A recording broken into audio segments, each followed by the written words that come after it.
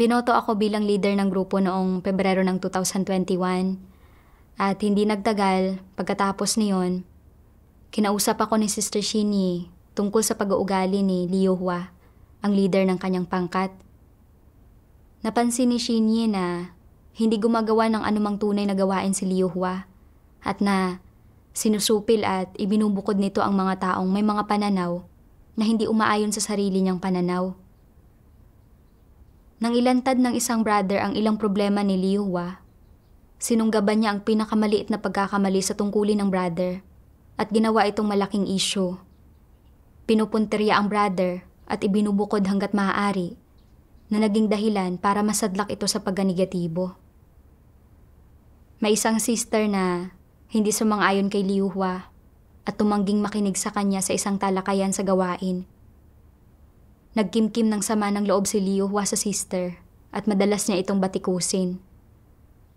Sa tuwing hindi sumasang-ayon sa kanya ang sister at tumatangging sundin ang kanyang mga ideya, pinapagalitan at pinagsasabihan ito ni Liu Hua.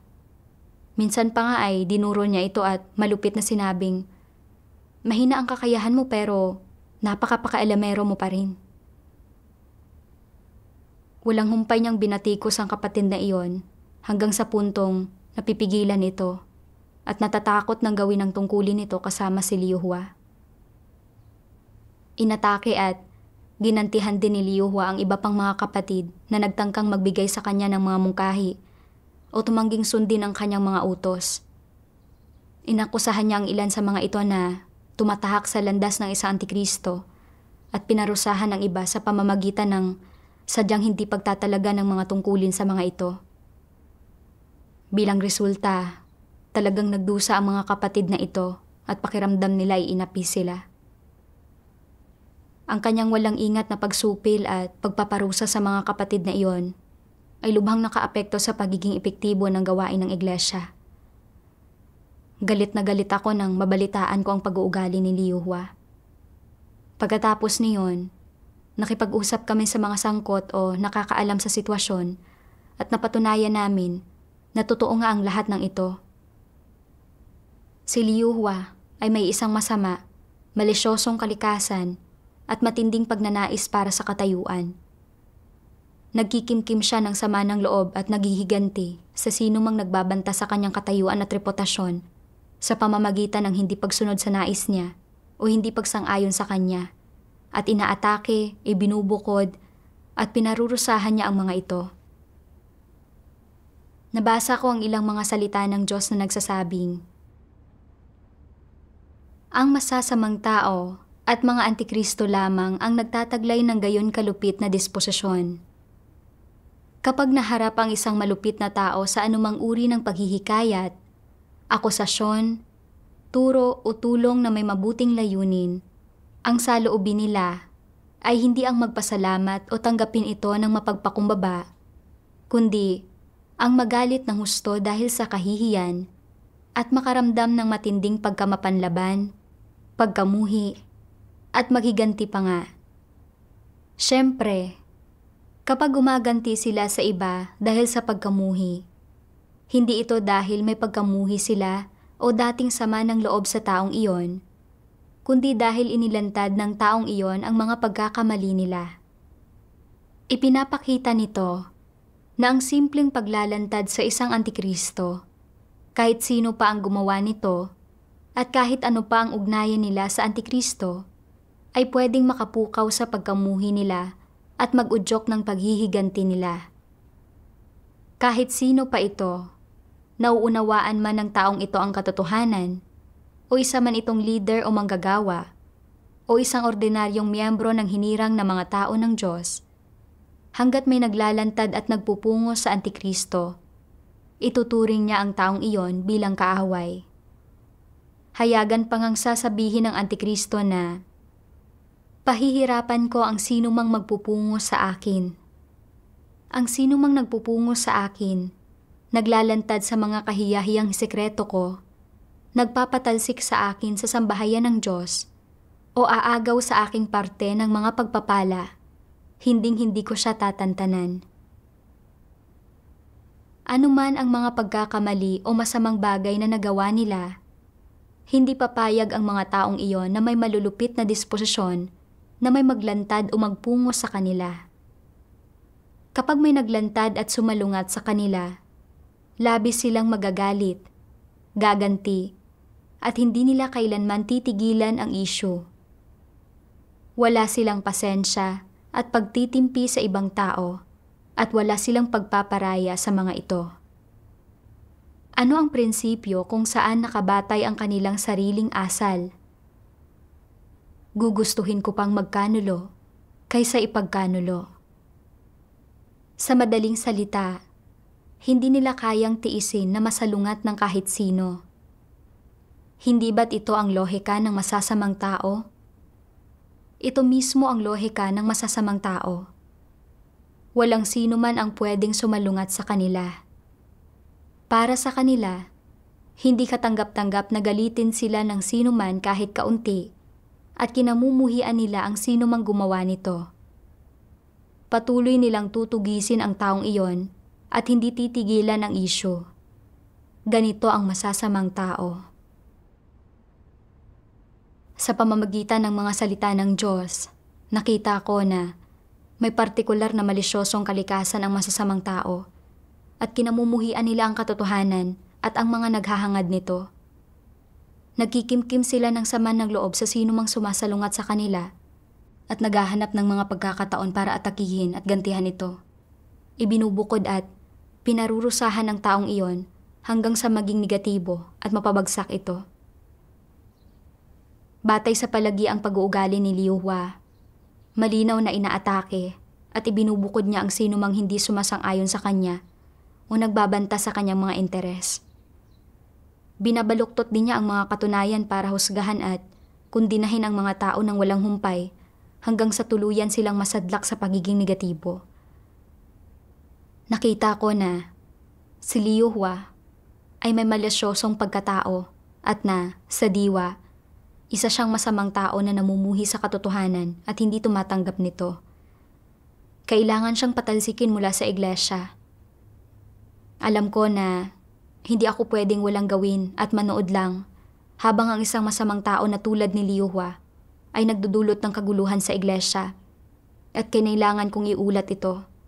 Kaya iniulat namin ang mga problema ni Liu Hua sa aming supervisor. Pero laking gulat ko. Pagkaraan lamang ng ilang araw, nakatanggap ako ng sulat mula sa aming supervisor, si Mang Ran, na nagsasabing, may kakayahan si Liu Hua at kaya niyang lutasin ang ilang tunay na issue. Bagamat kumikilos siya ayon sa kanyang tiwaling disposisyon kung minsan, na pumipigil sa mga tao, basta't handa siyang magbago, dapat siyang bigyan ng pagkakataong magsisi. Hindi ko talaga maintindihan ito. Malinaw na gumagawa ng masama si Liu Hua. Hindi ito isang beses lang na pagsalangsang. Palagian siyang kumikilos ng ganoon. Gaano man siya bahaginan at payuhan ng mga kapatid, hindi talaga siya nagsisisi. At sinusupil at pinarurusahan pa nga niya ang mga ito. Ayon sa mga salita ng Diyos, masamang tao si Liu Hua sa diwa. Kaya bakit walang ginagawa si Mang Ran tungkol sa kanya? Tila, lantarang pinoprotektahan ni Mang Ran ang isang masamang tao. Noong panahong iyon, iniulat ng ilang kapatid ang ilan sa mga masasamang gawa na ginawa ni Mang Ran. Ilang taon na ang nakalilipas, nag-udyok ng alitan sa iglesia si Mang Ran, bumuo ng isang paksyon, nakakita ng mga bagay na magagamit laban sa mga lider at manggagawa, at inatake ang mga ito para makakuha ng posisyon sa pamumuno para sa sarili niya. Nakagambala sa buhay iglesia ang mga kilos niya at sinabihan siya na magnilay-nilay mag-isa ng naaayon. Nang mangyari ito, nalaman ni Xinyi ang pag-uugali ni Mang Ran at pagkatapos ay ibinahagi at kinilatis ito kasama ng mga kapatid. Dahil dito, nagtanim ng sama ng loob si Mang Ran sa kanya. Kalaunan, nagpanggap si Mang Ran na nagsisisi para makamit muli ang tiwala ng mga kapatid at naging supervisor siya. Pagkatapos niyon, nagsimula siyang maghiganti kay Xinyi. Isang beses, nang tukuyin ni Shinyi ang ilang paglihis at isyu sa gawain ni Liu Hua, ayaw magpatalo ni Liu Hua at nakipagtalo ito sa kanya. Alam ni Mang Ran na may mga isyu si Liu Hua sa tungkulin nito, pero pinili niyang pumanig kay Liu Hua at ibukod at supilin si Shinyi. Dahil dito, labis na napigilan at matinding nagdusa si Shinyi at nagkaroon siya ng malubhang sakit.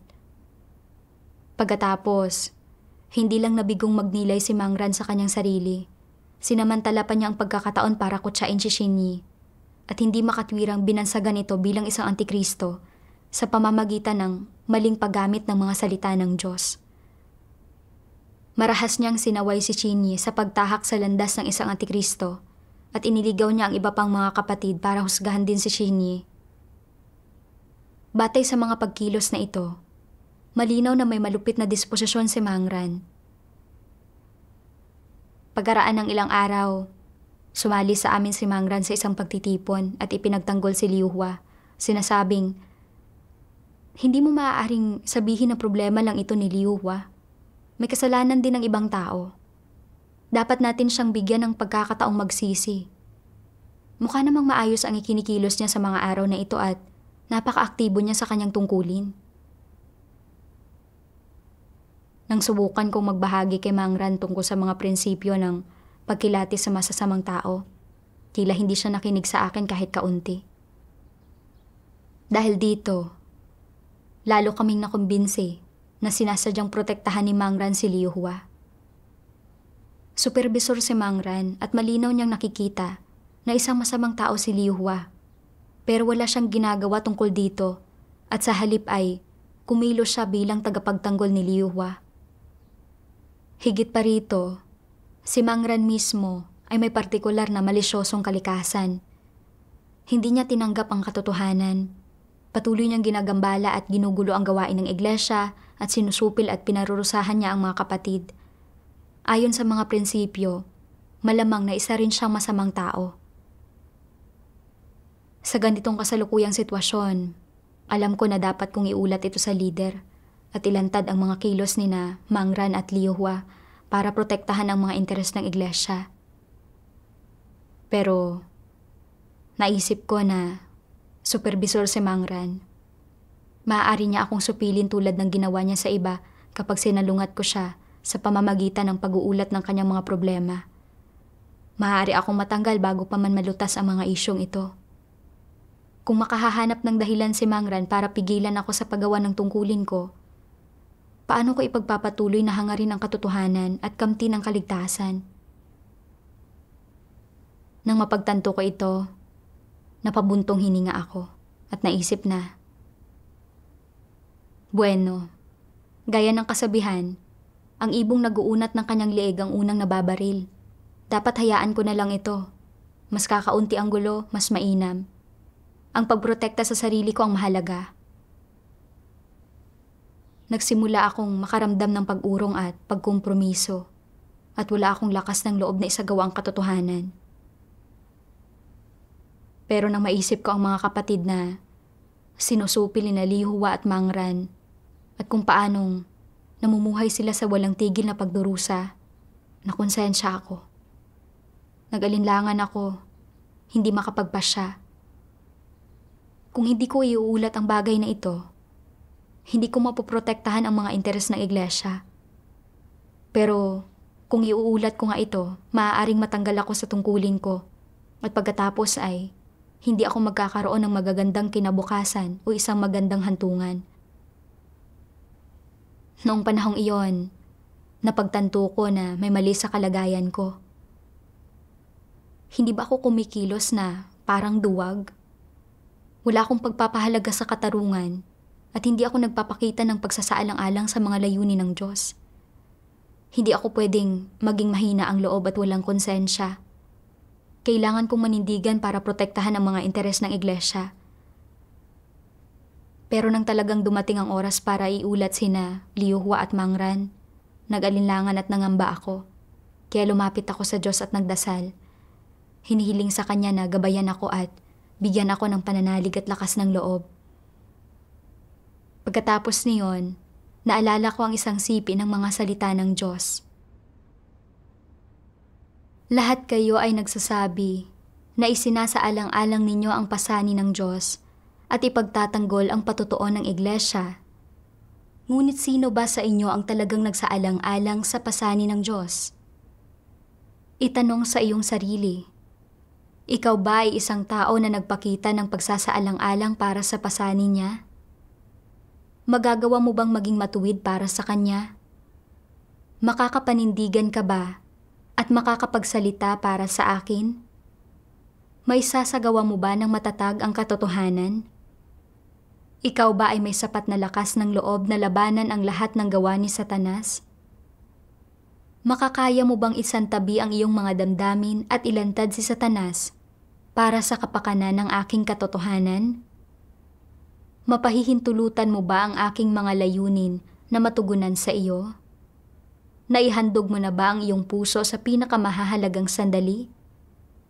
Ikaw ba ay taong sumusunod sa aking kalooban? Itanong mo sa iyong sarili ang mga katanungang ito at madalas mong isipin ang mga ito. Nang pag-isipan ko ang mga katanungan ng Diyos, labis kong sinisi ang sarili ko. Madalas kong sabihin sa iba na dapat naming isaalang-alang ang pasanin ng Diyos at magkaroon ng pagpapahalaga sa katarungan, na dapat naming isagawa ang katotohanan, ilantad at iuulat ang mga antikristo at masasamang tao para maprotektahan ang mga interes ng iglesia. Pero, nang may nangyari na nagbanta sa sarili kong mga interes, natakot ako at umurong. Nakilatis ko na masamang tao si Liu Hua. Pero nang makita kong pinoprotektahan siya ni Mang Ran, natakot ako sa katayuan at autoridad niya at hindi ako nangahas na itaguyod ang mga prinsipyo. Nag-alala ako na baka masupil ako, matanggal sa aking tungkulin at mawalan ng pagkakataong makamit ang kaligtasan. Kaya nagpaubaya ako sa kanyang katayuan at autoridad. Hindi ba nakikipagkompromiso ako kay Satanas at iniyuyo ko ang ulo ko rito? Hindi ko pinoprotektahan ang mga interes ng iglesia sa aking tungkulin. Isinasaalang-alang ko lamang ang sarili kong kinabukasan at kapalaran. Sa mahalagang sandali na ito, hindi ko inuna ang mga interes ng iglesia. At wala akong ginawa habang ginagambala ng masasamang tao ang gawain ng iglesia at sinusupil ang mga kapatid. Hindi ba't kinakagat ko ang kamay na nagpapakain sa akin? Masyado akong makasarili at kasuklam-suklam. Nasaan ang aking konsensya at katwiran? Habang pinag-iisipan ko ang lahat ng ito, labis akong nagsisi. At alam kong kailangan kong manindigan at protektahan ang mga interes ng iglesia. Kailangan kong iulat ang kasamaan na Liu Hua at Mang Ran. Hindi ko sila pwedeng hayaang magpatuloy sa paggawa ng kasamaan sa iglesia. Pagkatapos niyon, iniulat namin sina Liu Hua at Mang Ran sa aming leader. Nang matanggap ng leader ang liham namin, sinabi niya na pupunta siya para asikasuhin ang isyu sa lalong madaling panahon, pero naantala siya ng iba pang mga bagay. Lumipas ang mga araw at nainip na ako. Nagsimula akong hindi mapalagay at napaisip ako sa sarili ko. Bakit ba napakatagal dumating ng leader at ayusin ang mga isyong ito? Kung magtatanong muna siya tungkol sa sitwasyon sa ibang tao at malaman ni Mang Ran na iniulat namin siya, parurusahan kaya niya kami? Habang mas lalo akong nahihirapan, bigla kong naalala ang isang sipi ng mga salita ng Diyos. Kapag nahaharap sa mga problema sa tunay na buhay, paano mo dapat alamin at unawain ang autoridad ng Diyos at ang kanyang kataas-taasang kapangyarihan? Kapag naharap ka sa ganitong mga problema at hindi mo alam kung paano unawain, harapin at danasin ang mga ito, anong saloobin ang dapat mong taglayin upang ipakita ang iyong intensyong magpasakop, ang iyong pagnanais na magpasakop, at ang realidad ng iyong pagpapasakop sa kataas-taasang kapangyarihan at mga pagsasaayos ng Diyos? Una, dapat mong matutuhan ang maghintay. Sunod, dapat mong matutuhang maghanap. Kasunod, dapat mong matutuhang magpasakop. Amen. Habang pinagninilayan ko ang mga salita ng Diyos, nakaramdam ako ng kahihiyan. Inakala ko na nang iulat ko ang isyu, maaaksyonan ito agad. Kaya nagsimula akong mag-alala noong palaging naaantala ang pagdating ng leader. Namuhay ako sa isang kalagayan ng pagkabalisa. Iniisip lang na protektahan ang sarili ko nang walang kahit katiting na tunay na pananalig sa Diyos. Sa pagbabasa ng mga salita ng Diyos, naunawaan ko na nangyayari ang lahat ng bagay dahil sa kataas-taasang kapangyarihan at mga pagsasaayos ng Diyos. Kapag nararanasan natin ang mga bagay, dapat tayong manalig sa kataas-taasang kapangyarihan ng Diyos at matutong maghintay at magpasakop. Matapos itong mapagtanto, nagdasal ako sa Diyos. Ipinagkakatiwala sa Kanya ang bagay na ito at bumabaling sa Kanya. Sa gulat ko, hindi nagtagal, napilitan si Liyuhua na magbitiw bunga ng maraming dahilan. Kabilang na ang kawalan niya ng kakayahang gumawa ng tunay na gawain. Pagkatapos nito, napalaya ang mga kapatid mula sa kanyang pagsupil at nagagawa na nila ng normal ang kanilang mga tungkulin. Nakita ko na nasa mga kamay ng Diyos ang lahat ng bagay at lahat ito ay resulta ng kanyang kataas-taasang kapangyarihan at mga pagsasaayos. At mas tumibay ang pananalig ko. Subalit, bagamat nagbitiw na si Liyuhua, hindi pa rin naiuri at napangasiwaan ang kanyang kasamaan at ang mga isyu ni Mangran ay hindi pa rin nalutas. Alam ko na dapat naming patuloy na iulat ito hanggang sa tuluyang malutas ang mga problemang ito. Pagkalipas ng ilang araw, dumating si Shayu, ang leader namin, para suriin ang sitwasyon at ipinaalam namin sa kanya ang mga detalye ng kasamaan ni Liyuhua at Mangran. Gayunpaman, nang pag-usapan namin ang pag-uugali ni Mangran, nagulat kami nang makitang hindi sumang-ayon si Shayu sa pagtatanggal kay Mangran. Ipinahayag niya na may kakayahan si Mangran at sinabi pa nga na, sa tingin mo ba ay madaling maglinang ng isang supervisor? Halos 2 taon naming nilinang si Mangran. Kung tatanggalin namin siya dahil lang sa hiling mo, saan tayo dapat maghanap ng kanyang kapalit? Sa tingin mo ba, madaling gawin ang gawain namin? Nang marinig ko ito, naisip ko. Isinasaalang-alang mo lamang ang panlabas na galing ni Mangran at nabigo kang ikonsidera ang kanyang pagkatao at kanyang kalikasang diwa. Kung hindi mo kikilatisin at pangangasiwaan ang mga tao batay sa kanilang diwa, nasaan ang mga prinsipyo doon? Pagkatapos niyon, sinabi ni Shayu na kailangan niyang masiyasatin pa ang isyu at agad na natapos ang pagtitipon.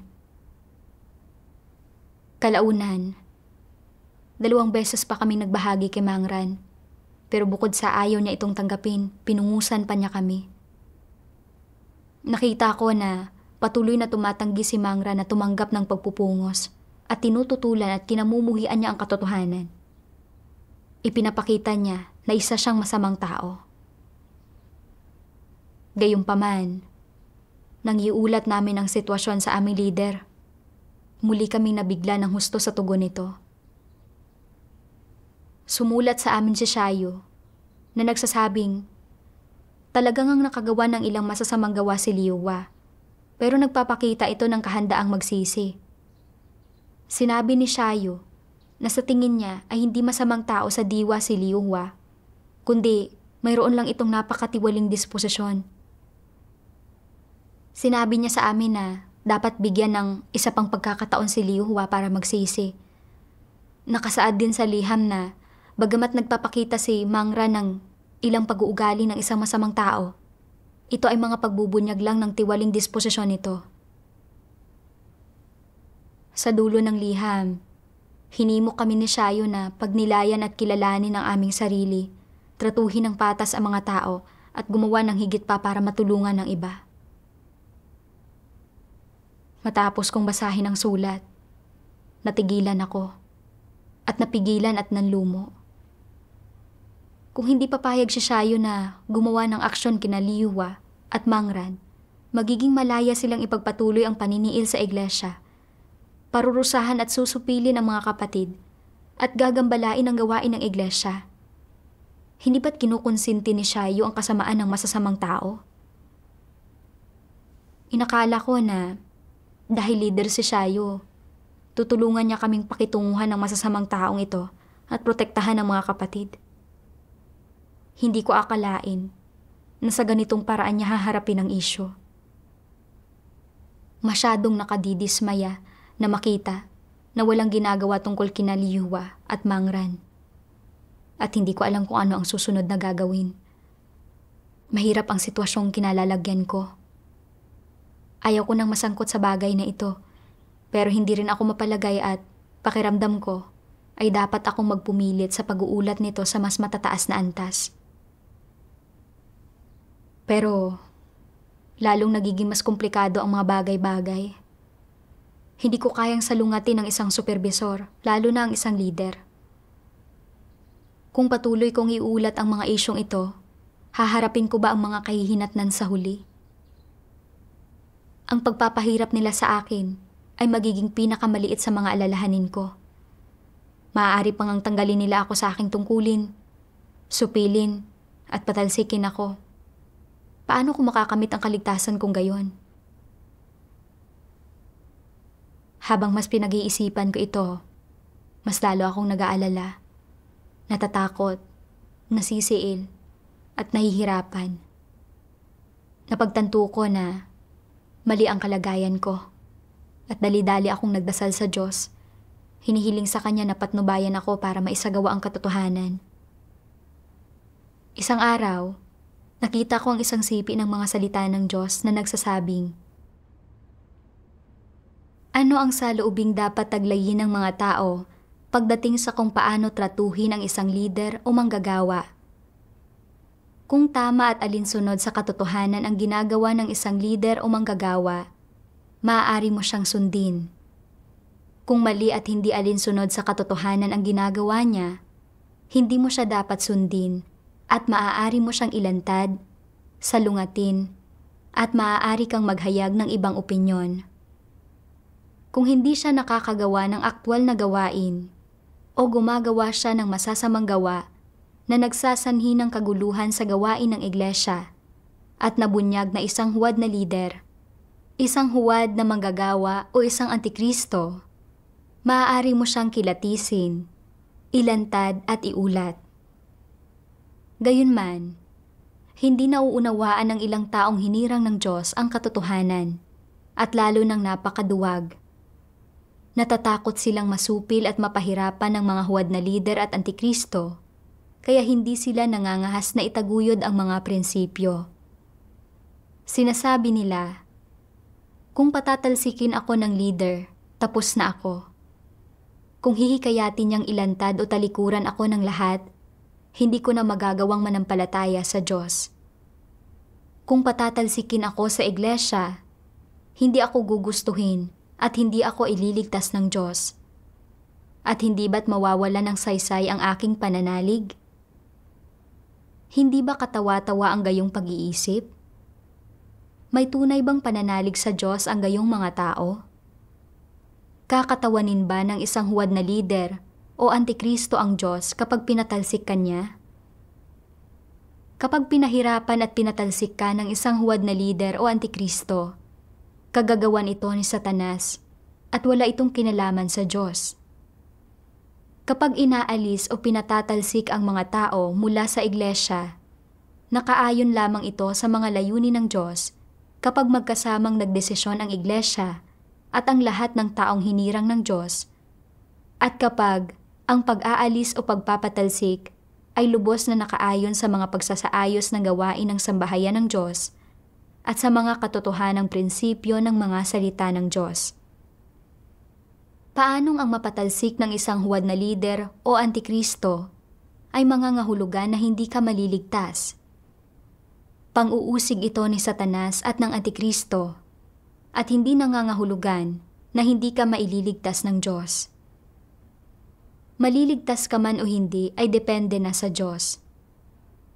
Walang taong kalipikadong magdesisyon kung maaari ka bang iligtas ng Diyos. Dapat malinaw ito sa iyo. At para tratuhin ang pagpapatalsik sa iyo ng isang huwad na lider o antikristo bilang pagpapatalsik ng Diyos, hindi ba ito maling pag-unawa sa Diyos? Maling pag-unawa ito. At hindi lamang ito maling pag-unawa sa Diyos, kundi paghihimagsik din laban sa Diyos. Medyo paglapastangan din ito sa Diyos. At hindi ba't kamangmangan at kahangalan ang maling pagkaunawa sa Diyos sa ganitong paraan?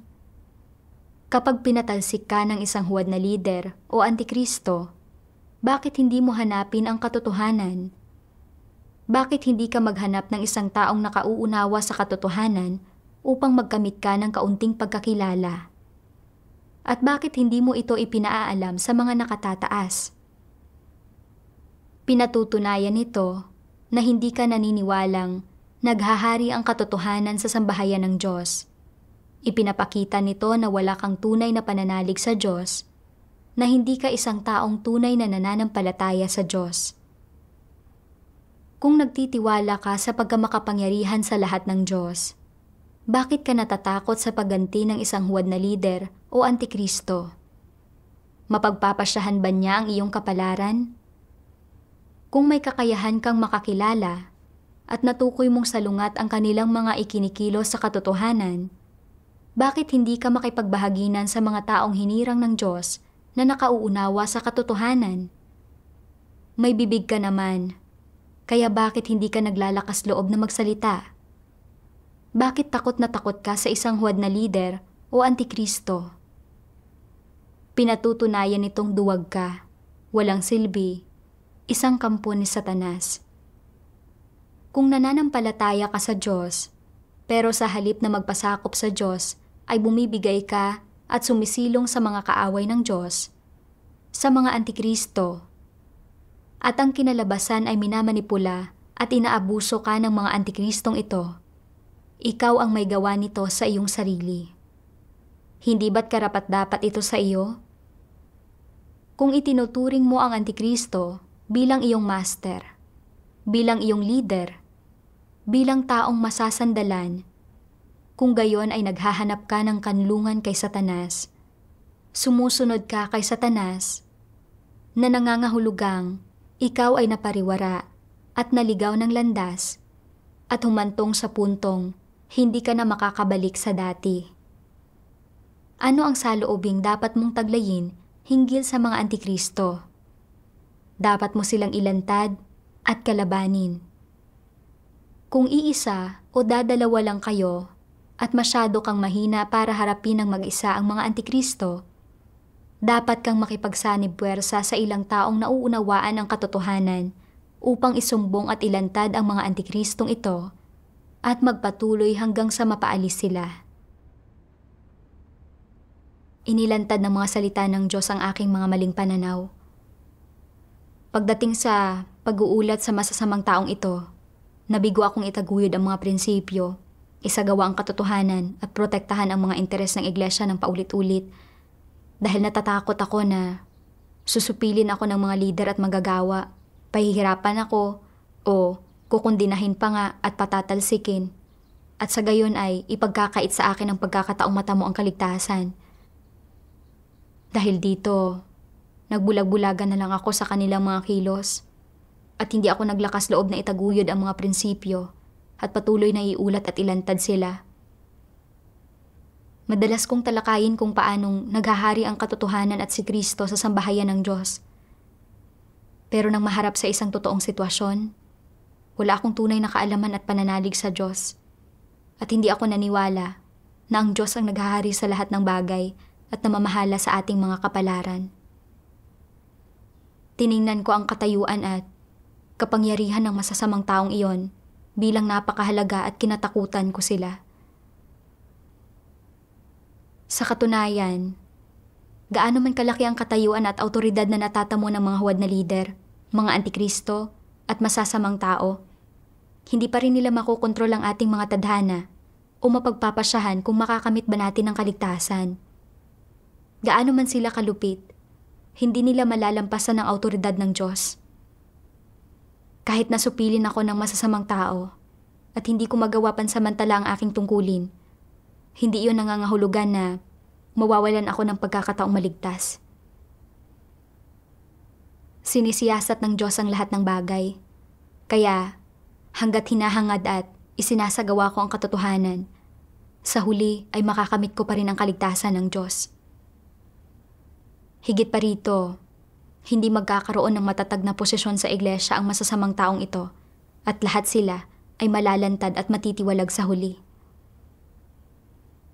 Pero nagkamali ako ng paniniwala na kontrolado ng isang leader ang aking kinabukasan at kapalaran at na sa sandaling salungatin ko siya, mawawala sa akin ang aking tungkulin at anumang pagkakataon para makamit ang kaligtasan. Napakahangal ko at magulo ang isip.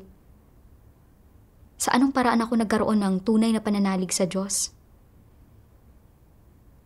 Sa puntong iyon, nagnilay-nilay ako kung bakit hindi ko naisagawa ang katotohanan sa bagay na ito at kung ano ang pinagmumulan ng aking isyu. Kalaunan, nakita ko ang siping ito ng mga salita ng Diyos. Ginagawang tiwali ni Satanas ang mga tao sa pamamagitan ng edukasyon at impluwensya ng mga pambansang pamahalaan at ng mga sikat at dakila. Ang kanilang mga malademonyong salita ay naging buhay at kalikasan na ng tao. Ang bawat tao para sa kanyang sarili at bahala na ang iba ay isang sikat na satanikong kasabihan na naikintal na sa lahat at ito ay naging buhay na ng tao. May iba pang salita ng pilosopiya para sa mga makamundong pakikitungo na katulad din ito. Ginagamit ni Satanas ang tradisyonal na kultura ng bawat bayan para turuan, iligaw, at gawing tiwali ang mga tao. Nagsasanhi sa sangkatauhan na mahulog at masadlak sa isang walang hanggang bangin ng pagkawasak. At sa huli, winawasak ng Diyos ang tao dahil naglilingkod sila kay Satanas at nilalabanan ang Diyos. Marami pa ring satanikong lason sa buhay, pag-uugali at asal ng mga tao. Halimbawa, ang mga pilosopiya nila para sa mga makamundong pakikitungo, ang kanilang mga paraan ng paggawa ng mga bagay-bagay, at kanilang mga kasabihan ay pawang puno ng mga laso ng malaking pulang dragon at lahat ng ito ay galing kay Satanas. Kaya, lahat ng dumadaloy sa mga buto at dugo ng mga tao ay kay Satanas. Lahat ng opisyal na iyon na may kapangyarihan at yaong mga nagtatagumpay ay may sarili nilang mga landas at lihim sa tagumpay.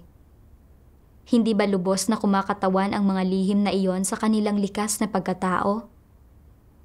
Napakalaki ng mga nagawa nila sa mundo at walang sino mang nakakakita ng malinaw sa mga pakana at intrigang nasa likod ng mga iyon.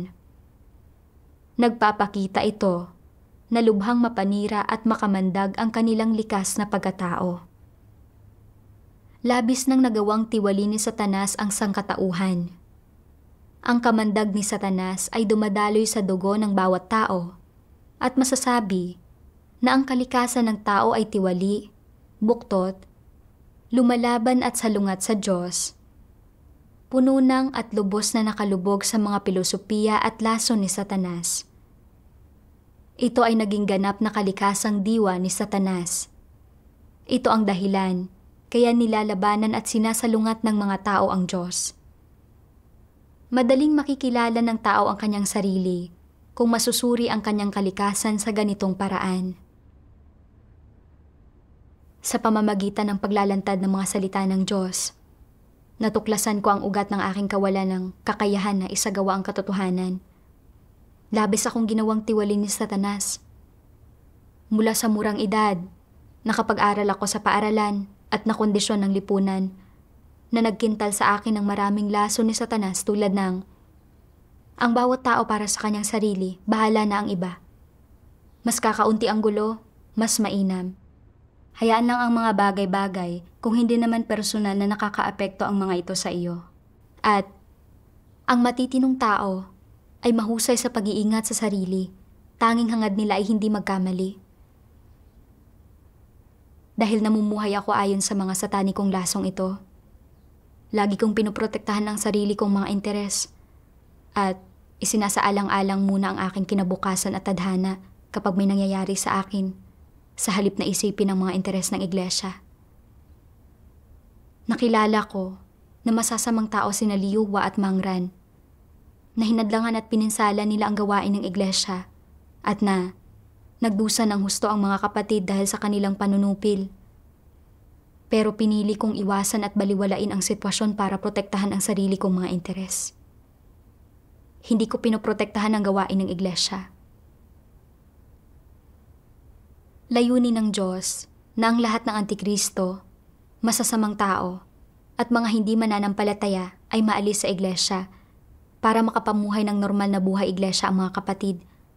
Hangarin nila ang katotohanan at gawin ang kanilang mga tungkulin. Gayunpaman, takot ako at sobrang maingat. At hindi ako naglakas loob na manindigan at ilantad ang masasamang taong iyon. Kahit na pagkatapos kong makitang sinusupil nila ang iba at ginagambala ang gawain ng iglesia para lamang maprotektahan ko ang sarili kong mga interes. Hindi ba't pumapanig ako kay Satanas at kinukonsinti ang masasamang taong ito habang sinisiil nila ang iglesia? Hindi ba't umaakto akong kasabwat nila? Nanampalataya at sumusunod ako kunwari sa Diyos. Pero ang totoo, pinoprotektahan ko si Satanas at pinapanigan ang masasamang tao. Sa isang napakahalagang sandali, tinalikuran ko ang iglesia at pinrotektahan ko lang ang sarili ko sa halip na isaalang-alang ang mga interes ng iglesia. Napagtanto ko na naging napakamapanlin lang at makasarili ko. Ninanais ng kaharian ng Diyos ang matatapat at mga may pagpapahalaga sa katarungan. Ang mapanlin lang, makasariling mga tao na nagpoprotekta lang sa sarili nilang mga interes ay nabibilang kay Satanas at hindi sila ililigtas ng Diyos. Pagkatapos nito, nakita ko ang sumusunod na sipi ng mga salita ng Diyos. Ang mga Antikristo ay nagtataglay ng lubhang malulupit na disposisyon. Kung susubukan mo silang pungusan o ilantad, kamumuhian ka nila at ibabaon nila sa iyo ang mga ngipin nila na para bang sila ay mga makamandag na ahas. Hindi mo sila maiwawaksi o maiaalis kahit anong pilit mo. Kapag nakakatagpo kayo ng mga gayong Antikristo, natatakot ba kayo? May ilang tao na natatakot at nagsasabi, "Hindi ako nangangahas na pungusan sila. Masyado silang mabangis, para silang mga makamandag na ahas, at kung pupulupot sila sa akin, magiging katapusan ko na." Anong uri ng mga tao ang mga ito? Masyadong mababa ang tayog nila. Wala silang silbi sa anumang bagay. Hindi sila mabubuting sundalo ni Kristo at hindi nila kayang magpatotoo sa Diyos. Kaya, ano ang dapat ninyong gawin kapag nakatagpo kayo ng mga gayong Antikristo? Kung pinagbabantaan ka nila o tinatangka nilang kitilin ang buhay mo, matatakot ka ba? Sa mga gayong sitwasyon, dapat mabilis kang makipagkaisa sa mga kapatid mo at manindigan, magsiyasat, magtipo ng ebidensya, at ilantad ang Antikristo hanggang maalis siya sa iglesia. Lubusan itong paglutas sa problema. Dapat palaging tandaan ng hinirang na mga tao ng Diyos ang atas ng Diyos. Ang pag-aalis ng masasamang tao at mga Antikristo ang pinakamahalagang laban sa pakikipagsagupa kay Satanas. Kung maipapanalo ang labang ito, magiging patotoo ito ng isang mananagumpay. Ang pakikipaglaban sa mga Satanas at Diablo ay isang patotoong batay sa karanasan na dapat taglayin ng hinirang ng mga tao ng Diyos. Isa itong katotohanang realidad na dapat taglayin ng mga mananagumpay. Pinagkalooban ng Diyos ang mga tao ng napakaraming katotohanan. Inakay kanya sa loob ng napakahabang panahon at napakarami niyang itinustos para sa iyo, para patotohanan at pangalagaan mo ang gawain ng iglesia. Pero lumalabas na kapag gumagawa ng masasamang gawa ang masasamang tao at ang mga antikristo, at kapag ginugulo nila ang gawain ng iglesia, nagiging duwag ka at umaatras ka. Tumatakbo ng nakatakip ang mga kamay sa ulo. Wala kang kwenta. Hindi mo madaig si Satanas, hindi ka nakapagpatotoo, at kinasusuklaman ka ng Diyos. Sa kritikal na sandaling ito, kailangan mong manindigan at makipagdigma sa mga Satanas. Ilantad ang masasamang gawa ng mga antikristo, kundinahin at isumpa sila. Huwag silang bigyan ng lugar na mapagtataguan at alisin sila palayo sa iglesia. Ito lang ang maituturing na pagkamit ng tagumpay laban sa mga Satanas at pagwawakas sa kapalaran nila. Isa ka sa hinirang na mga tao ng Diyos, isang tagasunod ng Diyos. Hindi ka pwedeng matakot sa mga hamon. Dapat kang kumilos ayon sa mga katotohanang prinsipyo. Ito ang ibig sabihin ng pagiging isang mananagumpay. Kung natatakot ka sa mga hamon at nakikipagkompromiso ka dahil natatakot ka sa paghihiganti ng masasamang tao o mga antikristo, kung gayon, hindi ka isang tagasunod ng Diyos at hindi ka kabilang sa hinirang ng mga tao ng Diyos. Wala kang kwenta, mas mababa ka pa kaysa sa mga tagapagserbisyo. Ang mga salita ng Diyos ay nagtanim sa akin ng pananalig at lakas. Kailangan kong ihinto ang pagkatakot sa mga puwersa ng kadiliman ni Satanas. Kailangan kong ihinto ang pagprotekta sa sarili ko at pagiging walang silbi. Kailangan kong manindigan para ilantad ang masasamang tao sa iglesia at protektahan ang mga interes nito. Iyon ang aking tungkulin at responsibilidad. Ipinakita rin sa akin ng mga salita ng Diyos ang isang landas ng pagsasagawa. Limitado ang mga kapangyarihan ng isang taong nag-iisa. Pero maaari akong makiisa sa iba pang mga kapatid na may pagpapahalaga sa katarungan para iulat at ilantad ang masasamang taong iyon at sa gayon ay maprotektahan ang aming buhay iglesia, mapigilan ang mga kapatid na magambala ng mga puwersa ni Satanas at masiguro na matutugunan sa wastong paraan ang masasamang tao. Kahit pa supilin at parusahan ako, hindi ako susuko sa mga puwersa ni Satanas. Pagkatapos niyon, hindi na ako napipigilan ng madilim na impluwensya ni Satanas at hindi ko na isinasaalang-alang ang sarili kong kinabukasan at tadhana. Nakiisa ako sa iba pang mga kapatid at iniulat ang mga isyu ni Mangran sa isa pang leader. Matapos suriin ang sitwasyon, tinanggal ng leader si Mangran. Tuwang-tuwa ako nang makita kong natanggal si Mangran sa wakas at napuno ako ng pasasalamat sa Diyos. Pagkatapos niyon, tinulungan namin ang leader na itala ang lahat ng kasamaan ni Lihua at Mangran. Pareho silang inuri bilang masasamang tao at pinatalsik, habang si Shayo ay tinanggal dahil sa pagiging huwad na leader sapagkat nabigo siyang gumawa ng tunay na gawain at pinahintulutan ng masasamang tao na maghasik ng kaguluhan at gumawa ng masasamang bagay sa iglesia. Malaya mula sa paggambala ng masasamang taong iyon, bumalik ang mapayapang katahimikan sa aming buhay iglesia at normal lang nagagawa ng mga kapatid ang kanilang mga tungkulin. Hindi nagtagal, pagkatapos niyon, nagsimulang magbunga ang bawat proyekto sa iglesia. Sa pamamagitan ng karanasang ito, nakita ko na ang lahat ng bagay ay nasa ilalim ng kataas-taasang kapangyarihan at mga pagsasaayos ng Diyos. At nasaksihan ko rin ang kanyang katuwiran. Ang masasamang puwersa ni Satanas ay hindi makakapagkamit ng matatag na posisyon sa sambahayan ng Diyos. Ang mga dapat ilantad ay mailalantad at maititiwalag sa huli.